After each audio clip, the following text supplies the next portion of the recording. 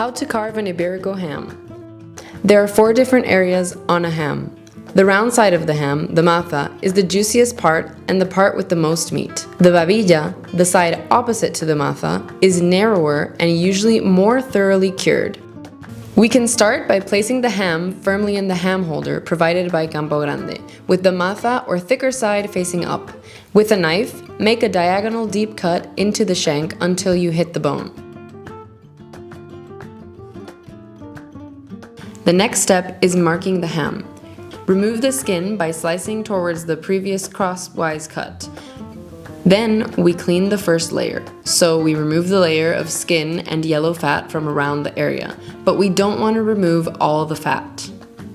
Don't throw away these pieces because we will use them to preserve the ham. Once the skin has been removed, the outer layers of the deep yellow colored fat must be cut away. If the ham is going to be eaten over a longer period, you should only cut away the skin and fat from the part that is to be eaten immediately, leaving the rest in place as protection against the effects of air exposure. Once we have removed all the fat and skin, we can start slicing our jamón.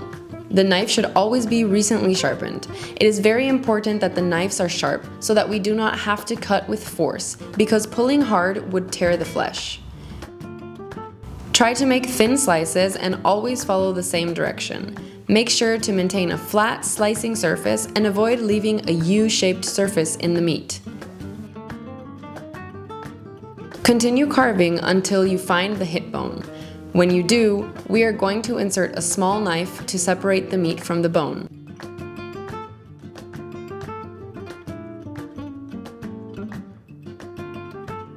Now, when you slice around the hip bone, the slices detach easier.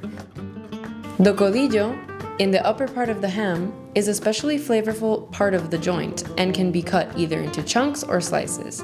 These chunks can be eaten as they are or in dishes such as croquetas, sauces, or stews for that incredible Ibérico umami flavor.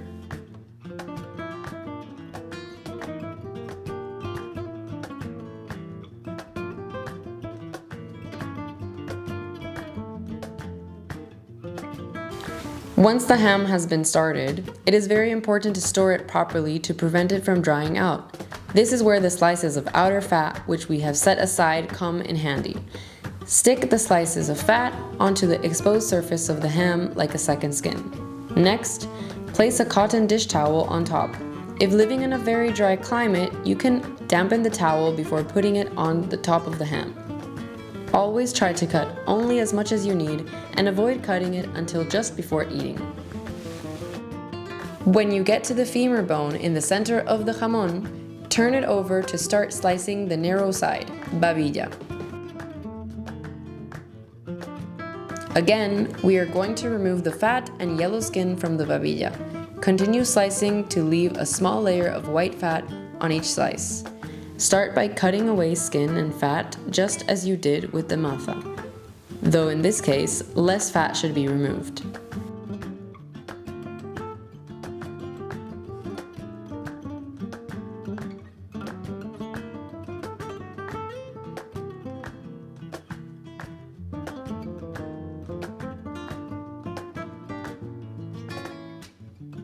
We recommend that you cut slices that incorporate little edging of outer fat. Carving may reveal white specks within the meat, a result of long curing. These marks represent a quality guarantee, indicating positive attributes and should never be discarded. We are already at the final part of the ham. One of the best parts of the jamón are the 2 extremes, both the shank and the hip. These parts keep a lot of flavor and are very juicy.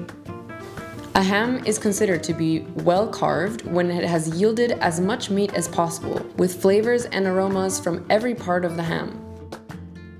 Don't forget that you can use every last bit of the jamón, so keep cutting until there's nothing but bone left. And remember, don't throw away the bone, use it to make the best jamón ibérico broth.